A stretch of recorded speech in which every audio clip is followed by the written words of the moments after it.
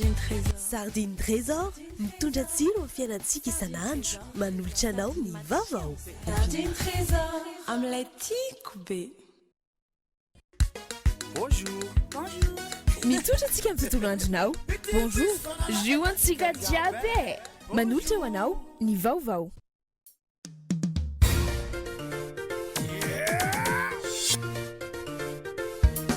Arahinao ny fampalalam-baovao miaraka amin'ny Spaghetti Francia. Spaghetti Francia, safidiko, safidintsika.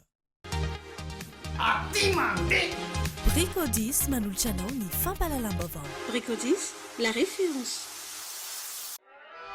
Bijouterie Santia, mividy volamena, manamboatra ny simba sy manefy firavaka vaovao. Arahinao ny fampalalam-baovao miaraka amin'ny Bijouterie Santia, Galerie Arena Antanimena.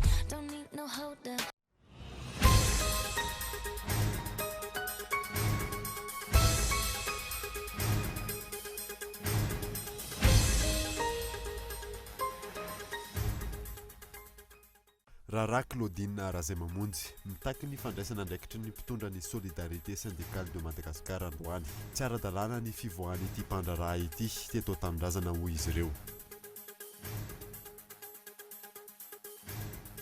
Away Claudine, tsara Claudine, izay ny fitakinana nataon'ny Wake Up Madagascar androany manoloana ny lapan'ny fitsarana anairany ireo tompona andraikitra eto amin'ny tany sy ny firenena sy ampody ilay mpandraraha Claudine Razay Mamonjy.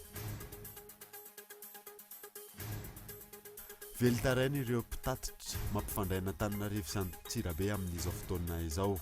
Antony manjaka ny gaboraraka indrindra ireo fiara-mameno eny Anosy sy Ankadibahoaka izay tsy ara-dalàna. Zava-maneno mbola vitsy mpitendry ny angordony noho ny alafony, vitsy ihany koa ny olona mahafantatra azy. Olona iray miangaly izay no ampahafantarina aminao anatin'ny fampalalam-baovao.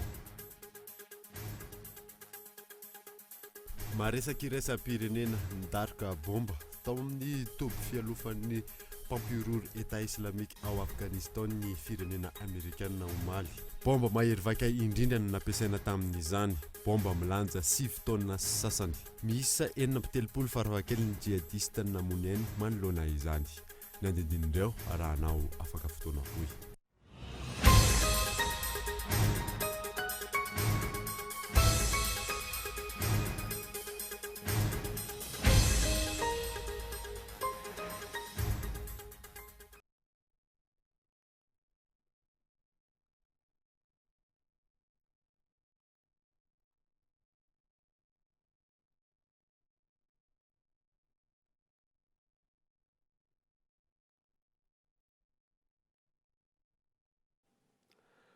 Finaritra tompoko lahy sy tompoko vavy manasanao ary anaraka ny fampalalam-baovao ny Kolo TV hatramin'ny farany. Anomboantsika ny vaovao dia efa nivoaka ny hôpitaly ary manofatra ny fandraisam-bahiny ao Maurice Claudine Razay Mamonjy raha ny ango-baovao natao. Inona ny antony tsy iverenany aty Madagasikara ary iza ihany koa no miantoka ny saran'ny fandehanany any.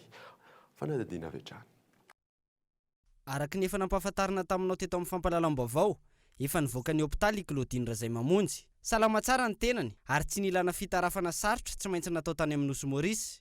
Fantatra nefa kehitriny raha ny angom-baovao ny tanterahina ao amin'ilay toerana isan'ny tsara sy be mpitsidika ao Maurice no misy azy. Ao izy no mipetraka ao amin'ny trano iray lehibe sy tsara miaraka amin'ireo mpanaradia azy. Fa manoloana ilay évacuation sanitaire azon'ny Claudine Razay Mamonjy, mipetraka ny fanontaniana. Iza no miantoka ny fandaniana rehetra? Iza no miantoka ny ofan'ilay fiaramanidina nitondrana azy? Iza no miantoka ny saran'ny fitsaboana azy? Iza no miantoka ny sakafony sy ny hofatran'ireo olona nanaraka azy tany? Raha i Claudine Razay Mamonjy no miantoka ny saran'ny fivoahany teto Madagasikara. Azo inona ve fa mandeha ara-dalàna avokoa ny fitiliana sy ny fitsaboana rehetra natao taminy tao amin'ny Fortis Clinique d'Arné. Raha ny tokony ho izy, efa nolazain'ny fitsarana fa atao mandat de dépôt i Claudine Razay Mamonjy. Ny fanjakana araka izany no tokony hiantoka ny saran'ny évacuation sanitaire rehetra, ohatran'ireo olona migadra tsy salama ka alefa ny mpandrarany fonja any amin'ny hôpitaly mpanjakana, tahaka ny hôpitaly be felatanana, ny OMI na ny HGRA. Tsy ilay olona nomelohan'ny fitsarana no misafidy ny hôpitaly idirany na miantoka ny saram-pitsaboana rehetra fa anjaran'ny fanjakana izany. Maro ireo rafitra, syndicat, antoko politika no mangataka ny fiverenana eto an-tanindrazana na ampodiana azy amin'ny alalan'ny extradition hanohizana ny raharaham-pitsarana. hatramin'ireo masevova iny monina sy miasa eto Madagasikara mangataka ny iverenany ahafahana manohy ny fitsarana. Tahaka izao raha tsy aivina ny fanambaran'ny masevony Etazonia momba io raharaha io. Nirenay zany dia mba hoe toizana izay rafitra efa natomboka ny fitsarana izay taorian'ny fanadihadiana nataony Bianco mba hitoizana izany ary hafarana zany hatramin'ny farany. Teo moa zany ny famoahana azy ka nivelany hanohy ny fitsaboana dia araka izay mahafitsaboana izay dia tokony isy fanaraha-maso voalohany zany eo amin'izay resaka lafy ny fitsaboana izay misy ny lamina tokony arahana ho an'ny mpitsabo dia mila jerena tsara hoe anarahana ve izay fa andraikitra raha matoa Claudine ny miverina ity atandrazana rehefa vita tsara izay fitsaboana izay. Arak'izany efa salama tsara io mpandrarà anaovan'ny fitsarana fanadihadiana momba ny trangana kolikoly io. Inona no antony manakana azy tsy hiverina eto Madagasikara hanohizana ny raharaha-pitsarana ahafahany miaro ny tenany amin'ilay raharaha. Toa lasa miendrika fitsoahana fitsarana no nataony hatramin'ny alany tao amin'ny chaîne pénale 67 hectares ny nivoahany tao amin'ny hôpitaly HJRA ary ny nanaovana ny évacuation sanitaire azy tany amin'ny Nosy Maurice. Manana ny fahefany sy ny fahaleovantenany ny fitsarana ary manohana azy avokoa ireo sendika hafa amin'ny fitohizan'ity raharaha ity. Andrasana treto ny fanadihadiana tamin'ireo izay rehetra nanatanteraka ny fandehanan'ity mpandraraha ity nivoaka ny velany. Andrasana ihany koa ny dinga nataon'ny mpitondra hitohizan'ity raharaha ity mba hisiany tsy maty manoty eto amin'ny tany sy ny firenena. Andrasana manaraka izany ihany koa ny fandraisan'ny fitondrana malagasy fanapahan-kevitra ny angataka amin'ny fanjakana Mauritiana amin'ilay fangatana fampodiana na extradition an'i Claudine Razaimamonjy. Raharaha Claudine Razaimamonjy izay hatrany dia mitaky ny fandraisana andraikitry ny mpitondra ny solidarité syndicale de Madagascar tamin'ity androany ity. Tsy ara-dalàna ny fivoahan'ny ity mpandraraha ity teto an-tanindrazana hoy izy ireo. Fanadihadiana rindra Randrianomanana. Kotakina etony nianajana toy ny anak'Andriamaso ny tany tandalàna sy ny lalàna manan-kery rehetra eto amin'ny tany sy ny firenena. Mamerina izahay fa tsy misy ny tsy maty manota eto Madagasikara. Mitaky izahay mba handraisan'ny tompony andraikitra Ramahefo eo anivon'ny fahefana mpanantanteraka gouvernement fanapahan-kevitra hanao ny fampodiana izay olona nitsoaka tsy mety ho tanan'amponjy extradition. Izany moa dia angatahina amin'ny fanjakana Mauritiana. Mba ho fitovian'ny olom-pirenena eo ambanin'ny lalàna mitaky zahay ny hanenjehana ireo nandika lalàna rehetra na amin'ny fomba inona na amin'ny fomba inona na inona ndraikiny na inona ndraikiny. Mitaky ihany koa ny anokafana fanadihadiana momba io fampitsoahana olona voatana amponja vonjy-maika io ka hitondranareo rehetra nanao fahadisoana eo anoloan'ny fitsarana. Mitaky zahay ny anatanterahana ireo didim-pitsarana maro mamerina amin'ny asany ireo syndikalista maro toy ny eo amin'ny Armada, Jirama, Mbatovy, Saranatsampany Tomasina sy ny sisa. Mitaky ihany koa zahay ny ampitsarana tsy misy atakandro, ny teritery sy ny fanaovana ara-matahora ary ny fanapara-pahefana atao ampitarika syndikaly sy ny mpiasa rehetra. Izay ny ampahany amin'ny fanambarana nataon'ny syndika mivondrona ao amin'ny SSM na ny solidarité syndicale de Madagascar manoloana ny zava-misy eto amin'ny firenena. Entitra ary mitaky ny fanajana ny tany tandalàna sy ny tsy fitovian'ny olom-pirenena rehetra eo anatrehan'ny lalàna izy ireo. Ny fanesy tamin'ity herinandro ity ny fitakiana entina podiana an'i Claudine Razaimamonjy eto amin'ny firenena ary hitondrana an'ireo olona voaroroy eo anoloana ny fitsarana. Mora ny dingana sy fepetra apodiana an'i Claudine Razaimamonjy raha ny fanazavan'ny filohan'ny syndika ny mpitsara eto Madagasikara. Satria aingana be mihitsy mba satria olona mitsoaka no resaka eo donc tsy mila atao lohany procédure fa aingakaingana be. Zavatra tokony ho tsotra zany fa mila volonté anao anazy fotsiny. Ny henay zany source officieuse plutôt dia hoe tsy ho avelan'zareo hiala tao mihitsy izy raha tsy andeha ho any Madagasikara. Dia itsika zany no andrasan'zareo angataka ny famerenana anazy aty. Fanjakana je veux dire fa tsy hoe tsika malagasy, fanjakana malagasy zany no andrasan'ny fanjakana Mauritiana angataka ny famerenana anazy aty. fa izy koa nefa tsy afaka hitazona anazy eo éternellement raha tsy mangataka tsika izay mahatonga anay manao an'izao fangatahana zao a ho an'ny fanjakana izay mahefa hanao an'izany. Andrasana ny finiavana avy amin'ny mpitondra ny tompona andraikitra mahefa eo anivon'ny fahefanam-panatanteraka izay mbola tsy naneho ny heviny na nitondra fanazavana momba ny Rara Claudine.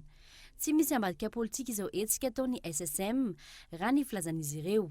Mba raha voatsikaritra reo teo dia miantso ny fahefanam-panatanteraka mba handray ny fanapahan-kevitra noho ny fampirodiana azy. Zay zany ny antony. Dia amaly an'ilay fanontaniana teo aloha hoe maninona noho izao vao mietsika tsisy ambadika politika ave dia amampikambana ny SMM ao anatin'ny plateforme SSM dia izahay rehetra ireo dia solidaire miaraka amin'ny SMM. Hitanareo atao amin'ny fanambarana fa hoe mitaky dia anjaranay ny mandinika rehefa everinay fa tapitra tahaka ny fanontanianareo tao hoe fa maninona n'izao vao mietsika dia satria misy toe-drara izay manery tsy maintsy mampihetsika. Rehefa everina indray fa tonga le fotoana amin'le fitakiana ataonay ka mbola sy tanteraka ihany dia vitanareo ihany ray ny tohiny amin'izay fotoana izay. Fanohanana ny mpitsara amin'ny tsy fanazana ny tany tandalàna eto Madagasikara no nataon'ny fivondronan'ireo sandika manoloana ny Rara Claudine Razaimamonjy izao. Miainga amin'ny fanapa-kevitra raisy ny mpitondra ny toy ny toe-drara ankehitriny, ny fanajana sy ny fampiarana ny lalàna irery ihany no takiany masovoan'ny Etazonia monina sy miasa eto Madagasikara.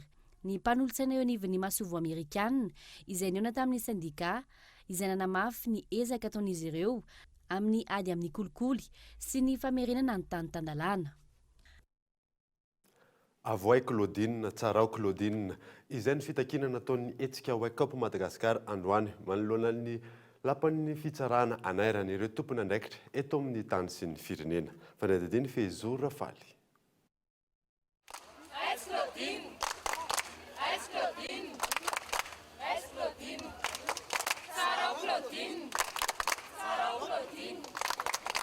Fanaovana antso sy filanjana soratra no nentiny hetsika Wake Up Madagasikara naneho hevitra manoloana ny lapan'ny fitsarana androany, ny antso ny fitondrana ary ny fahefana isan'ambaratongany andraindraikitra sy hanondingana ra-pitsarana rehetra manoloana ny Rara Claudine Razaimamonjy. Fanaovana tsinitsinina ny vahoaka sy ny rafitra mijoro eto amin'ny firenena, ny fandrirarana sy firaisana tsokombakomba amin'ity raharaha ity, takin'izy ireo ihany koa ny anaovana ampamoaka amin'ireo voakasika rehetra sy amin'ireo mpanao kolikoly ary ny mpanao tantely afatrakitra ny rem-pirenena rehetra. Ny fanaovana fihetsika toy ireny dia ohatrany hoe fanabadonana, fanaovana tsinitsinina ny olom-pirenena satria mody daholo ny zavatra rehetra atao eto Madagasikara, mody samborana, mody atao an'izao, mody atao an'izao fa tsy mitohy amin'ny tena fandraisana fanapahan-kevitra. Ny olom-pirenena ny tompony teny farany ka rehefa tena ho atao dia ho atao ary izy ohatra ihany fa tsy fa mbola be da be ny tokony ho tsaraina, mbola be da be ny tokony ho samborina, mbola be da be ny tokony anaovana mpamoaka ahoana ny toyany satria tsy fantatra hoe inona izy izao dia maninona dia mijanona eo fotsiny ve ny fanenjehana anazy fa tsy mahafantatra akory tsika hoe inona izany ny toyany dia tena raha misy hoe olona tokony ho samborina efa mivoaka ny didim-pitsarana dia ampiaro ny didim-pitsarana. Tokony ho saro-piaro sy hijoro andraindraikitra ihany koa ny olom-pirenena tsirairay raha ny fanazavan'izy ireo rehefa tsy manaja lalàna ny mpitondra, fijoroana sy fasahiana izay miainga avy amin'ny fahatsapan-teny. Ny zavatra tiana ampitaina zany dia leo ny vahoaka amin'ny zavatra miseho eto amin'ny firenena satria maninona ankalazaina Mbetsibe roa hoe tany-tandalàna. Nefa ny miariary izao tamin'ireny afera Claudine Razaimamonjy ireny fa ilay fanjakana manindraindra ny tany-tandalàna mihitsy no tsy manaraka n'ilay lalàna izay misy eto amin'ny tany sy ny firenena. Ilay hoe fijoroana zany betsaka ny olona hoe matahotra amin'ny asa, ny sasany hoe matahotra ny ao an-trano fa mandeha mendalana ny fanentanana ny olona fa izay ny zahanay ampitaina hoe ilaina ny mijoro amin'ny maha-olom-pirenena. Raha tena tianao isy fiovana tsy miandry ny hafa fa ny tenanao mihitsy ny mijoro. Raha ny fanazavana hatrany tsy ny Rara Claudine Razaimamonjy ihany no ilana fandraisana andraikitra eto amin'ny firenena sy izy irery ihany koa no tompon'antoka amin'ny fanodikodinam-bola ampolony miliara ariary nankaizany vola izavy ny tompon'antoka tamin'ny fanomezana ny tsena sy ny famoahana azy tao amin'ny kitabom-bolam-panjakana. Tokony hanaovana fanadihadiana ihany koa raha ny fanazavana ny loharano ny fananan'ity mpandraraha sady mpanolotsaina ny filohan'ny repoblika ity. Mahakasika ny raharaha Claudine raha izay mamonjy izay hatrany dia tsy nahazo fankatoava ny mpitsabo ny fonja ny nivoahany teto amin'ny firenena ho ny filoha-hevitry ny syndicat ny mpandrarahan'ny fonja ary tsy misy mazava ho azy ny fizahana nataon'ny mpitsabo eo anivon'ny fonja tamin'ny ramatoa Claudine raha izay mamonjy fanampanazavana. Dia io olona io rehefa mahazo mandady dépôt dia izay lefa niteneko izay hoe tsy maintsy mandalo ao ponja foana aloha anaovana ny taratasy iverenany any amin'ny hopitaly fa tsy hoe zavatra tsoroko mahitsy eto zao hoe tsy hoe ohatra zao fomba nanaovana azy zao nisy mpandraraha vehivavy tokoa lasa any Maurice dia ny zavatra fantatra aloha aketo dia hoe raha lasa tany ilay mpandraraha vehivavy io dia nandeha tamin'ny fanantanterahany ny olona lehibe ny fandrarahany fonja zany nanatateraka sombotsombony any mikasika nyty raharaha ty. Za tonga dia mitsotra mahitsy hoe mba hapetipety an'izy dia tsy maintsy natao zay zavatra zay na iza olona izay milaza fa manana fahefana eto amin'ny firenena dia tsy maintsy constateny dokotera mifonja aloha. Mitaky ny ametrahana araky ny tokony ho izy ny androm-panjakana ny fiarahamonim-pirenena groupement des organisations société civile tamin'ity anio ity maneho ny tsy fahavononany ny avy eo amin'ny fitondram-panjakana ny tsy mbola nametrahana izany hatramin'izao fanadidiny mianta Randrianaivo. Tato anatin'ny taona maro tsy mitsahamihemotra ny toeran'i Madagasikara na eo amin'ny lafiny mangarahara na eo amin'ny lafiny fitantanana ny firenena. Mbola lavitra ezaka ny fampivoarana ny firenena ary mila ezaka avy amin'ny tsirairay araka ny nambaran'ny fiarahamonim-pirenena COST na ny groupement des organisations société civile androany. Ny transparence groupement gouvernance tsika samy mahalala fa na ianareo raha afaka nitanika ahoana ny fahitanareo an'izany transparence hatramin'izay ane tsy mbola nisy zany fa tsika zany zao anisany iady ary ijeran'izay hoe tena mipetraka tokoa ve le transparence sy ny bonne gouvernance. Etsikilan'izay mitaky ny fametrahana amin'ny fotoana aingana indrindra ny androm-panjakana ireto fiarahamonim-pirenena ireto. Ho fanamafisana ny fanaraha-maso no anton'izany. Taoriany nanavaozana azy ho lalàna no efa tokony nampiarana izany raha ny fanazavana trany. Apetrao le androm-panjakana anankiray satria efa herintaona izay ny joroana efa voafidy daholo ny solitena ao anatin'ny ACDDD tokony apetraka izay satria miara-miasa ny fitondram-panjakana io ary nisany manana andraikitra ao anatin'izany hoe haute conseil pour la démocratie l'état de droit zany diarantsika mahita ny zava-misy napetraka le lalàna ijoroana io dia tokony hafainganina ny fametrahana azy satria lasa ohatrany hoe itsika zany anorina nefa tsy vonona. Andrasana araka izany ny fananganan'ireo androm-panjakana rehetra toa ny au cours de justice sy ny HCDDED. Ho an'ity farany ohatra, efa voafidy avokoa ireo mpikambana ao aminy ankoatran'ny mpikambana iray izay tendren'ny filohan'ny repoblika. Inona no manakany ity farany hanatanteraka ny fanendrena ireo mpikambana ao anatin'ny HCDDED sa ve misy olona eritreretina tsy mitovy firehana politika ka atao izay ampitarozaka ny fananganana io ravitra io? Androany no natsangana tamin'ny fomba ofisialy ny fiarahamonim-pirenena COST izay fikambana ny fiarahamonim-pirenena maro manerana ny Madagasikara.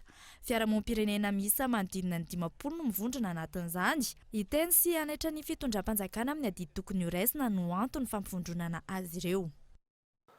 Tsy fantatra mazava kosa ny toy ny raharaha andramena tratra tany Singapour. Tsy mbola misy ny toyany mahakasika ireo olona sasany voaroroy tamin'ity raharaha ity. Vola manodidina ny 50 tapitrisa dolara no mety ho azon'ny fanjakana malagasy amin'ireo andramena ireo. Fanadininy Michela Ranarjona.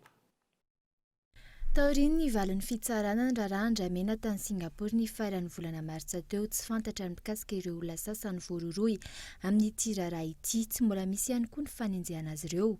Manodidina ny 50 tapitrisa dolara ny voalaza fa vola ho azon'ny Madagasikara izay tsy fantatra hoe hiditra ao anatin'ny kitapo-mbola mpanjakana tokoa ve na tsia raha toka vidin'ireo tompona andraikitra ny Singapour ireo bolabolana andramena 3 alina ireo. Hatreto anefa tsy fantatra mazava ny fanapa-kevitra ny raisin'ny fanjakana malagasy. Ny vaovao voaray teny amin'ny ministera ny tontolo iainana androany tsy mbola fantatra na hitaky ny vidiny na angataka ny amerenana ireo azo sarobidy ireo ny fanjakana malagasy. Raha tsy ahivina nambara ny Cour suprême tany Singapour fa Melky Wong Wikeong sy ny orinasany fa nanondrana antsokotsoko ireo andramena ireo ny taona 2012. Tsy mbola nivoaka tamin'ny fomba ofisialy ny sazy saingy raha ny fantatra dia fanagadrana 17 volana antranomaizina ary lamandy 7 alina sy 4 euro no alohan'ny orinasany. Miandro ny toentiraraha ity ny mpanara-baovao ahoana ny fanapa-kevitry ny fanjakana malagasy, ahoana ny mikasika ireo olona sasany voaroroy, ahoana ny fanadiadiana mikasika ireo tompona ndraiky mpanjakana tafiditra tamin'ny tiraraha ity ny ministry ny tontolo iainana teo aloha. Tsy tiraraha ity ihany no tsy misy toeny fa raha ny fanadihadiana natao dia mikasika an'izay fanondrana andramena ny tsokitsoko izay manodidina ny 20 ireo ratsy nisy tohiny tranga izay manapirofo fa tsy isan'ny lahara-pahamehana ho an'ny mpitantana ny fiarovana ny harem-pirenena. Roa andro mialohan'ny fetin'ny Pasika mangina ny tsenan'ny atody tsy misy amin'ireo mpivarotra no mampiakatra ny vidin'izay eny an-tsena eny, misy kosa nefa ny voatery mampiena izany noho ny fahavitsian'ny mpanjifa. Fanadidiny mianta Randrianaivo. Ny enatra amin'ny 500 eo ny mpanjifa atody tamin'ity taona ity raha noarina ny taon-dasa amin'izao akaiky ny fety izao. Raha toka manodidina ny 700 ariary ka hatramin'ny 500-700 ariary hatrany anefa ny vidin'izay, nanomboka ny herinandro mialohan'ny Paka, betsaka tamin'ireo mpamongady no voatery nampiena ny vidiny ho manodidina ny 700-800 ariary ny iray ankehitriny noho ny fahavitsian'ny mpanjifa. Tena ratsy be mihitsy ity, tsy mamely mihitsy. Tsy malafo ngamba zao 500 lafonay hatramin'ny maraina tamin'ny herintaona tsara be, tsy voakoty tsony firy ny lafo na firy. Ohatr'izao efa lany fotsiny ny entana namidy efa lasa mody ohatr'izao. Eo manodidina ny 7,000 ao, 7,000 isa. Zany tamin'ny semaine ambony zany somary tsaratsara kely ny tsenanay. Fa nandritra ny semaine nakaty tena ratsy tsisy tsena mihitsy. Ahina iakatra nefa ny vidina atody atoato noho ny fiakaran'ny vidin'ny sakafo nakopana atody ankehitriny. Ny sakafo amenana azy zany mandeha compte le izy amin'ny zavatra ampiasaina amin'ny sakafony. Rehefa mandeha compte iny dia nefa ny atody raha voatra hoe midina be le prix zany dia perte le piompi amin'izay. Lafo le produit amenan'le akoho le sakafona koa satria mikatsaka zany zao ohatra mikatsaka zao lazena hoe tsy misy noho ny toetrandro dia tsisy le katsaka zany dia izay zavatra hoe tsy maintsy miteraka fahatantoka ho amin'ny piompy raha izay. Dia ny olona koa nefa raha ohatra hoe mampiasa atody efa-jato izy zao tamin'ny taona lasa zany kizy raha mampiasa 100 noho ny fandafosan'ilay sakafo ihany efa mahatonga an'izay le sakafona koa le vola zany memanify ny fampiasana azy. Raha ny atao madinika manokana saika aven'ny mahitsy sy ny akamaroany atody tonga ety mpivarotra manodidina 900 no eto. Raha atao ny katsikatso tsotra atody miisa manodidina ny 400 no lafo eto rehefa akatoko ny fety toy izao. Mahakasika ny fanovana ny vola vaovao mialohan'ny faran'ny taona, isan'ireo manahy mety isian'ny fahasahiranana ireo mpitatitra izay mampiasa sy kirakira ny vola madinika amin'ny andavanandron'izy ireo, indrindra momba n'ilay vola 2,000 ariary. Fanadidiny Michela Ranardzona.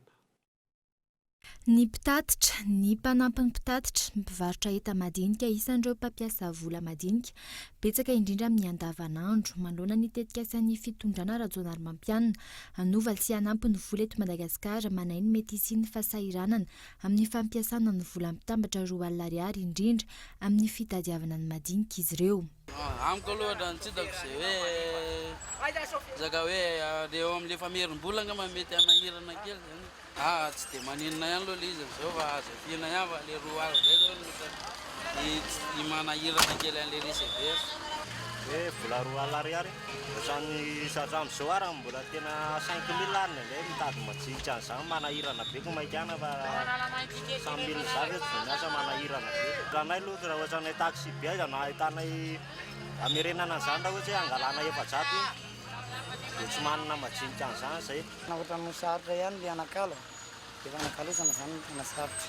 Indray alina rehefa misy olana raha amin'ny taxi be satria le majinika tena miasa. Raha tsy ahivina ny fanazavany governorany ny Banky Foibeny Madagasikara omaly, entina hanarenana ny toe-karen'ny firenena no isan'ny antony anontany izay vola 2,000 ariary mitambatra izay, entina ihany koa ampitomboina ny vola tahiry. Dia manana ny asany, ohatra ny vola aty ambany dia famerenam-bola ny fanaovana azy, portefeuille zany moa lazaina zany. Ny vola amin'ny antenatenany dia misy karazana fampiasana azy, tsy hoe akory iny no entina hividianana zavatra ariary na ariary folo na ohatr'izany fa misy utilisation koa iny zany. Ary ny vola faran'izay avy koa zany dia tokony hanana ny fampiasana azy araka lazaiko teo dia tokony moyen de thésaurisation izy na fividianana amina entana lafo vidy Zatra misy amin'izao fotoana izao dia tsy mifanaraka amin'izay intsony ny fampiasantsika vola. Ohatra vola 2 alina ariary mety na 2 alina ariary mety na andoavana sarandalana ohatra nefa arizatra izy sahirantsika amin'izany.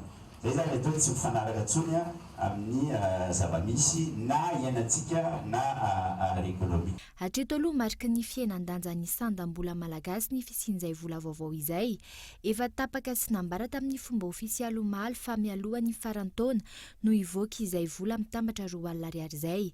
Iova ihany koa ny paozin'ireo vola sasany ary voakasika izany avokoa ny vola ariary zato ariary hatramin'ny 1 alina ariary.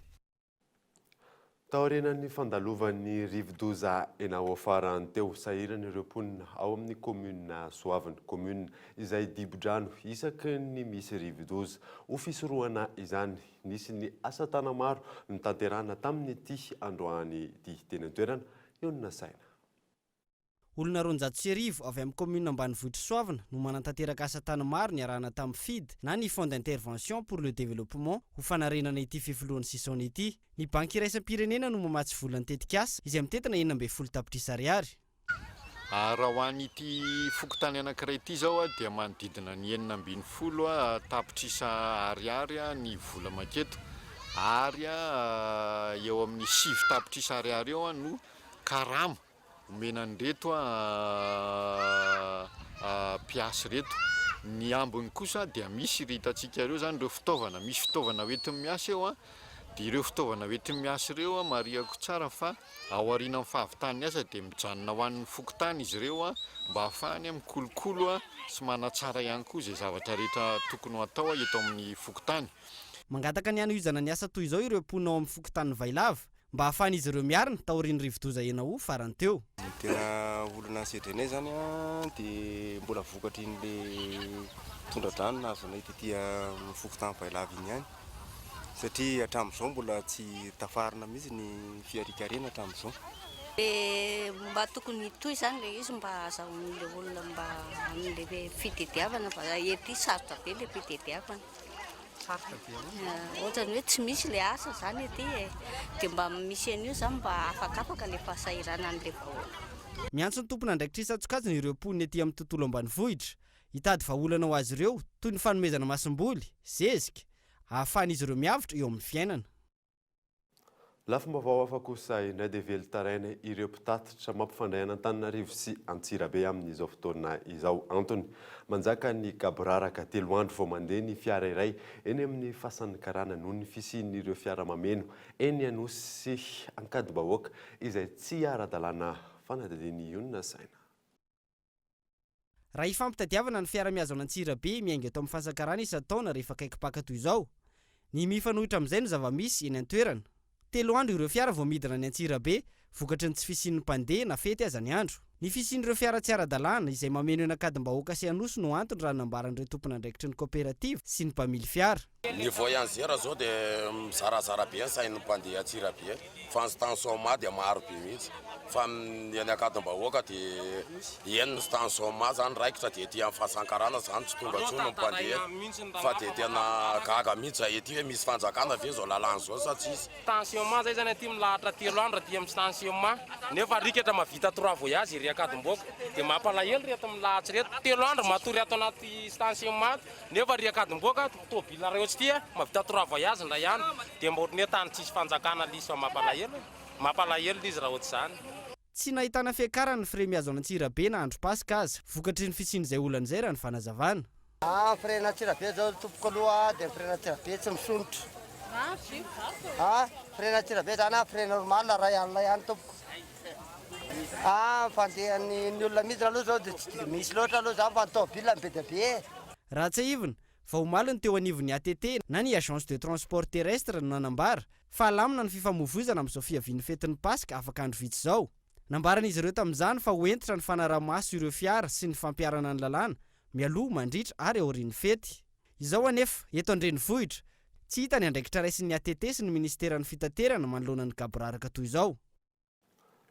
Manodidina ny 10 isan'ny fianakavian'ireo olona nandromba sy nanolana masera tao Andrano Madio Antsirabe omaly no nitokana nanoloana ny gendarmerie. Raha ny fanazavan'izy ireo dia mitaky ny amoahana ny fianakaviany voasambotra izy ireo.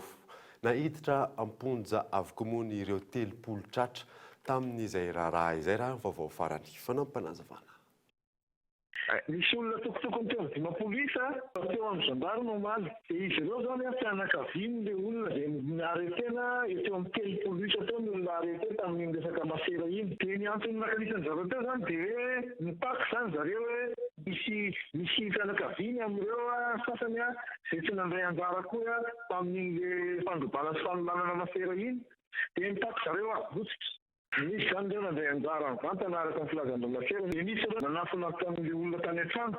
Ny gendarme zany rehefa ianao nanafina olona efa complice zay. Alohan'ny anarantsika ny vaovao ara-kolontsaina, ny vaovao ara-panatanjahantena ary ny maresaka iraisan'ny pirenena dia reto misy dokavarotra.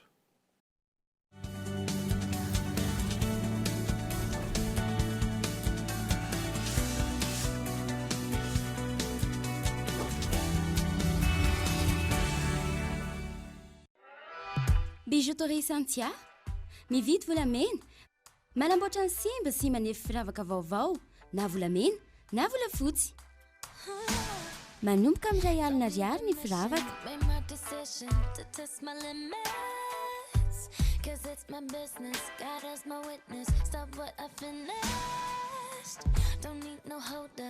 Bijouterie Santia, immeuble Arena, Antanmena, box 37, téléphone 033 18 544 04.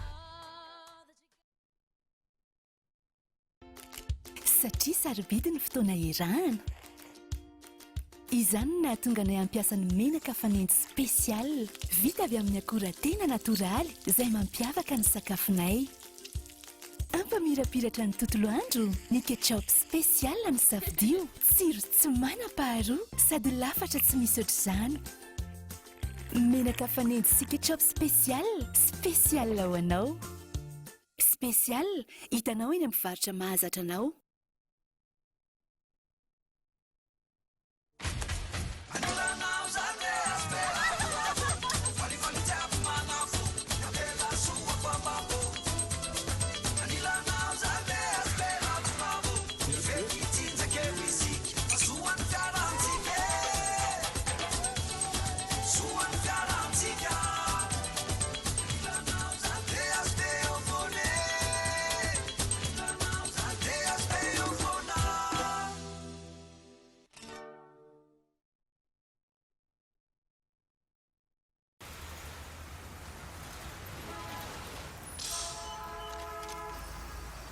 Découvrez le délicieux goût de coco, léger, frais, qui vous fait voyager.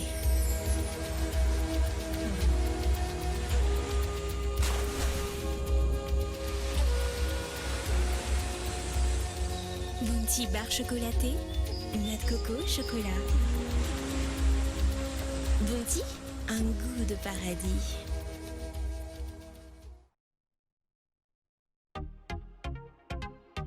Visitez nos magasins Bricodis Tsarlalin, Bricodis Tanzumbat, Bricodis Itos, Bricodis Amtshammen.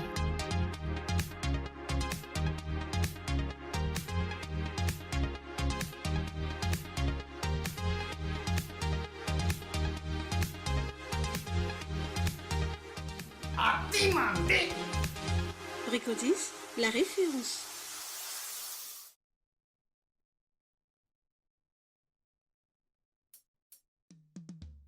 Lalo spaghetti Francia Guavambe mandresa anjara manomboka izao ka hatramin'ny 10 aprily 7 fa loka marobe no zarainy toy ny séjour anosy be ho an'olon-droa, scooter, télé-écran plat 42 pouces sy loka maro isan-karazany. Ka manangona logo spaghetti Francia miisa 5 miaraka amin'ny code barre izay hitanao an-damosiny fonosana. Asiana anarana sy fanampina anarana, adresy mazava, numéro de téléphone azy karapanondro, atova anaty valopy, aralefaso amin'ny adresy Sofia Distribution Tanjombato, boîte postale 3975 Tana 101. Ny fisarena dia atao eo amin'ny le parvis de l'hôtel de ville Analakely, 10 april 7 arivo amraiky 12 ratoany. Tombola spaghetti Francia. Safidiko, safidintsika.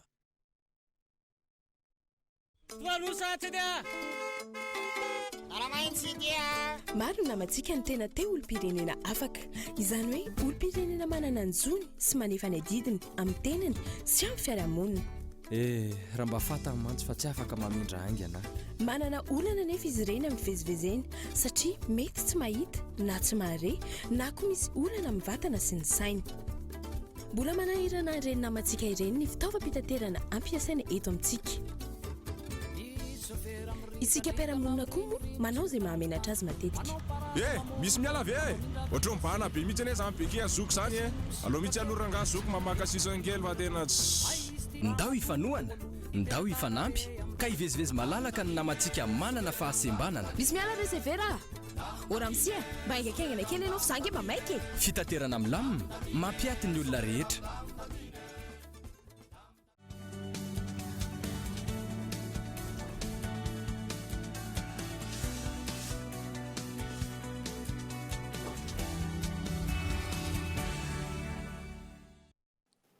miverina eto amin'ny fampalalam-baovao isika efa vonona tanteraka an'iseho izay karakarain'ny Métis Prod International Production ary ny AS Prod ny alatsinain'ny Pasika izao eny amin'ny Kanja Erisetra Sabotsina Mena mpanakanto maro toy ny Arna Tsiliv Djilov mijaha no anafanan'ny fotoana amin'ny zany fanampanazavana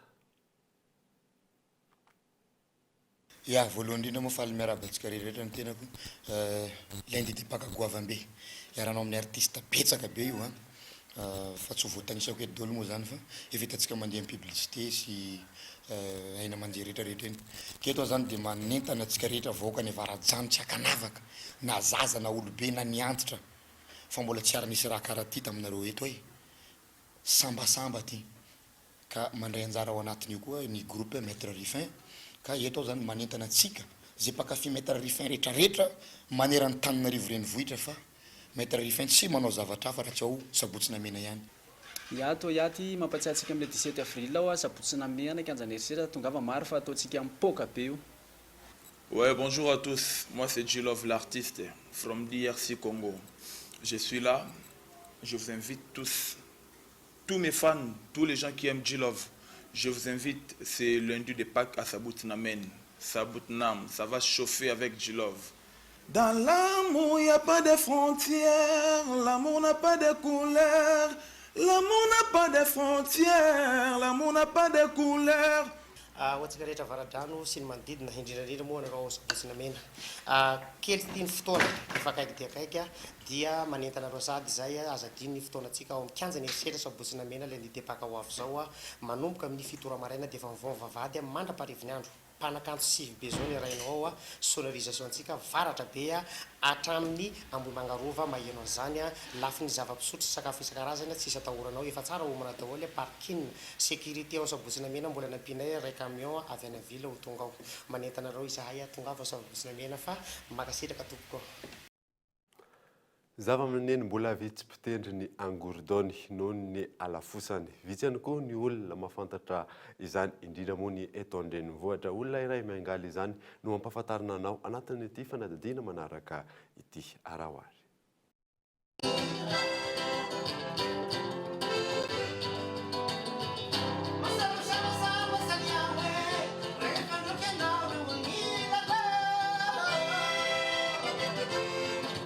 anatin'ny olombitsy mifeny angorodao-ny Irina Rakotovao voafidy tamin'ireo olona 10 maneran-tany miangaly ny angorodao-ny izy andray anjara amin'ny andiany fasivy amin'ny International Accordéon Festival izay ho totosanan'ny Allemagne ny 27 volana aprily avy zao.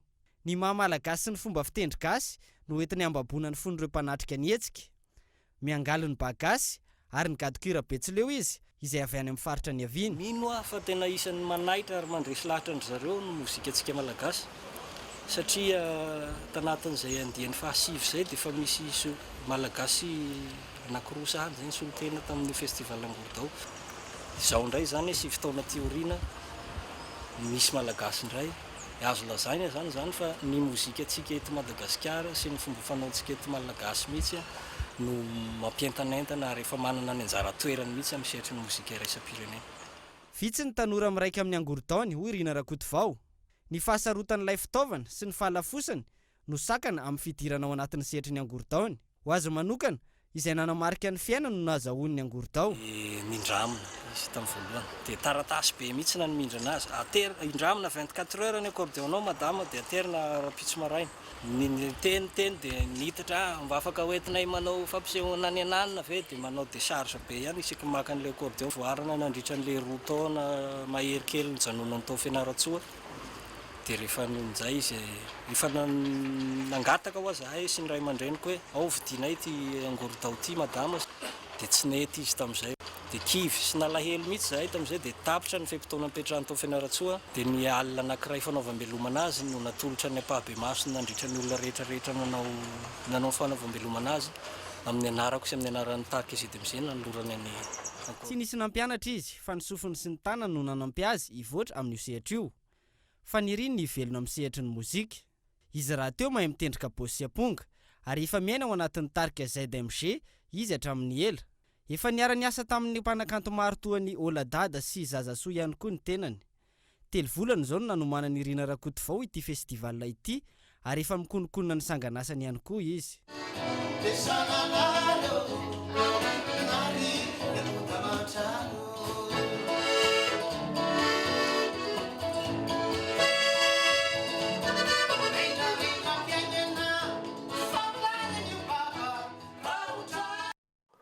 Vaovao ara-panatanjahantena kosa indray dia tanterahana eto amintsika manomboka androany ary farana amin'ny alady izao amin'ny lapan'ny fanatanjahantena sy Mahamasina ny fiadiana ho tompon-dakan'ny Afrika eo amin'ny taranja judo manana solotena 420 sika amin'izay fifaninanana izay fanadiny Dalila Ratondrarso. Nosokafana tamin'ny fomba ofisialy itolakandro teny amin'ny lapan'ny fanatanjahantena ny Mahamasina ny fifananana goavana fiadiana ny tompon-dakan'ny Afrika eo amin'ny taranja judo skad senior izay ahitana katokady sy fihetsika mirindra ny kata. Hetsika fanentanana isan-karazany sy fandraisam-pitenenana ny fandimby no nentina nanamariana izany andro voalohany izany. Katokady 500 avy amina firenena 520 no fantatra fa miatrika izany fifaninanana izany. 420 amin'ireo no hiaro ny voninahim-pirenena malagasy.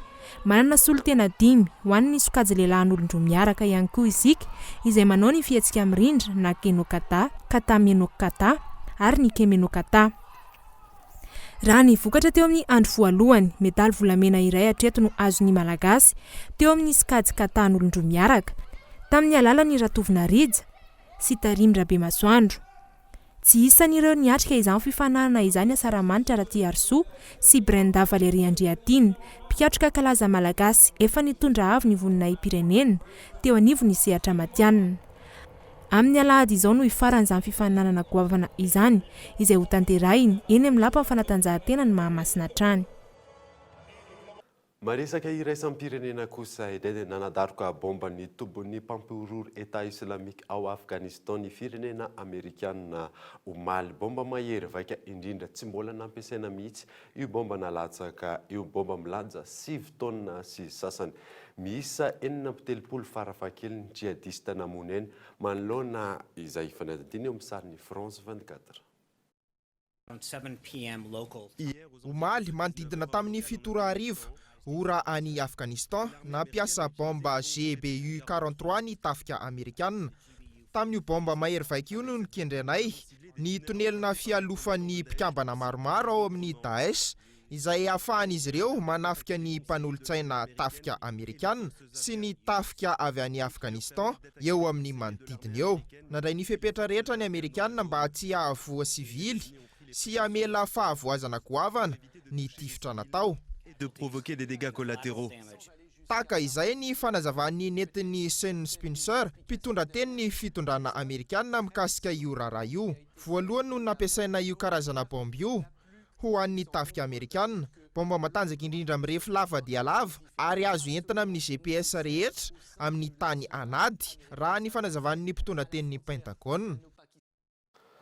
Alohan'ny sarana daverina aminao ireo vaovao nisongadina tamin'ity alina ety raharaha Claudine Razay Mamonjy mitaky ny fandraisana andraikitry ny mpitondra ny solidarité syndicale de Madagascar tamin'ny ety androany ety. Avoay Claudine, tsara ao Claudine, izay ny fitakina nataony etsika Wake Up Madagascar androany manoloana ny lapan'ny fitsarana anairana ireo tompona andraikitra eto amin'ny tany sy ny firenena ary farany modevely taraina ireo mpitatitra mampifandaina Antananarivo sy Antsirabe amin'izao fotoana izao atony. Manjaka ny gaboraraka indrindra ireo fiara mameno eny Anosy sy ankady bahoaka izay tsy ara-dalàna tanteraka. Dia izay mamarina ny vaovaontsika tamin'ny ity alina ity. Ankasitrany ianao nanaraka izany. Soava tsara daholo tompoko.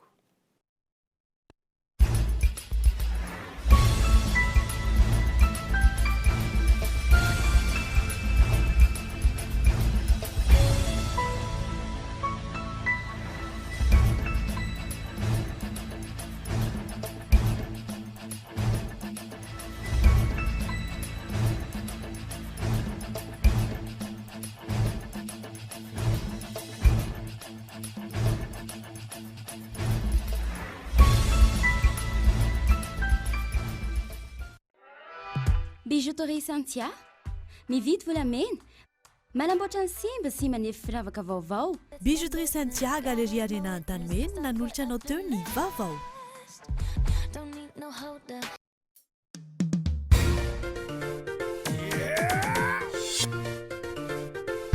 Ny fampalalam-bavao narahinao teo miaraka amin'ny Spaghetti Francia. Spaghetti Francia, safidiko, safidintsika. Bonjour. Bonjour. Narahinao teo ny vaovao miaraka tamin'ny bonjour jus antsika jiaby. Sardine trésor. Sardine trésor. Ny fampalalam-bavao miarahanao tamin'ny Sardine trésor. Sardine trésor. Amin'ilay tiako be. Ny fampalalam-bavao miarahanao tamin'ny Brico 10. Brico 10, la référence.